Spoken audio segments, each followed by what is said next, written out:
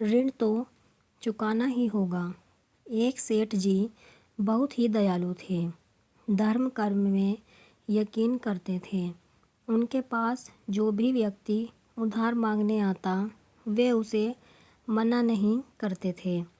सेठ जी मुनीम को बुलाते और जो उधार मांगने वाला व्यक्ति होता उससे पूछते कि भाई तुम उधार कब लौटाओगे, इस जन्म में या फिर अगले जन्म में।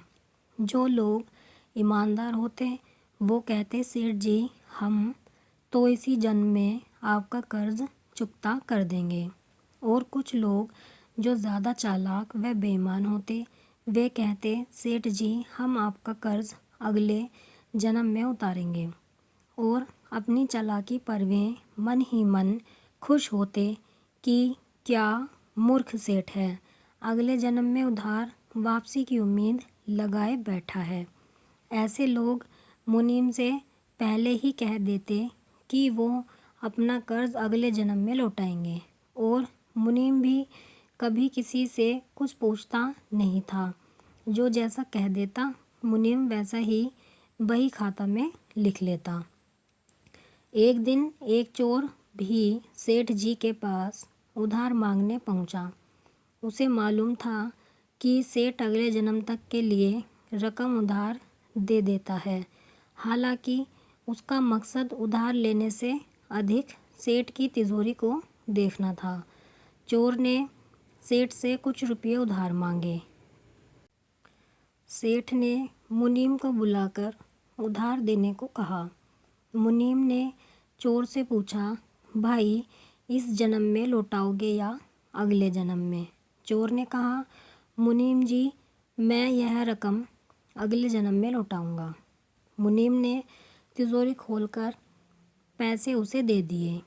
चोर ने भी तिजोरी देख ली और तय कर लिया कि इस मूर्ख सेठ की तिजोरी आज रात मैं उड़ा दूंगा। वो रात में ही सेठ के घर पहुंच गया और वहीं भैंसों के तबेले में छिपकर सेठ के सोने का इंतज़ार करने लगा। अचानक चोर ने सुना कि भैंसें आपस में बातें कर रही हैं और वह चोर भैंसों की भाषा ठीक से समझ पा रहा है। एक भैंस ने दूसरी भैंस से पूछा तुम तो आज ही आई हो ना बहन। उस भैंस ने जवाब दिया हाँ आज ही सेठ के तबेले में आई हूँ। सेठ जी का पिछले जन्म का कर्ज उतारना है और तुम कब से यहाँ हो। उस भैंस ने पलटकर पूछा तो पहले वाली भैंस ने बताया मुझे तो 3 साल हो गए हैं बहन, मैंने सेठ जी से कर्ज लिया था यह कहकर कि अगले जन्म में लौटाऊंगी। सेठ से उधार लेने के बाद जब मेरी मृत्यु हो गई तो मैं भैंस बन गई और सेठ के तबेले में चली आई। अब दूध देकर उसका कर्ज उतार रही हूँ। जब तक कर्ज की रकम पूरी नहीं हो जाती तब तक यहीं रहना होगा। चोर ने जब उन भैंसों की बातें सुनी तो होश उड़ गए और वहाँ बंदी भैंसों की ओर देखने लगा। वो समझ गया कि उधार चुकाना ही पड़ता है, चाहे इस जन्म में या फिर अगले जन्म में उसे चुकाना ही होगा। वह उल्टे पांव सेठ के घर की ओर भागा और जो कर्ज उसने लिया था उसे फटाफट मुनीम को लौटाकर रजिस्टर से अपना नाम कटवा लिया। हम सब इस दुनिया में इसलिए आते हैं क्योंकि हमें किसी से लेना होता है तो किसी का ऋण देना होता है। इस तरह से प्रत्येक को कुछ न कुछ लेने देने के हिसाब चुकाने होते हैं।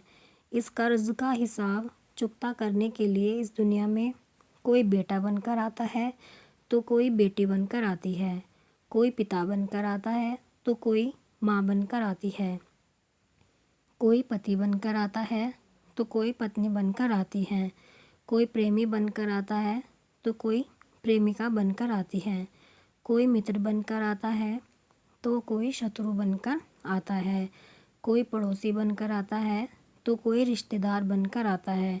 चाहे दुख हो या सुख हिसाब तो सबको देने ही होते हैं। आप कमेंट में ज़रूर बताएं कि आपको ये कहानी कैसी लगी है। अगर आपको कहानी पसंद आए तो वीडियो को लाइक करें, शेयर करें और चैनल को सब्सक्राइब करें ऐसे ही कहानियों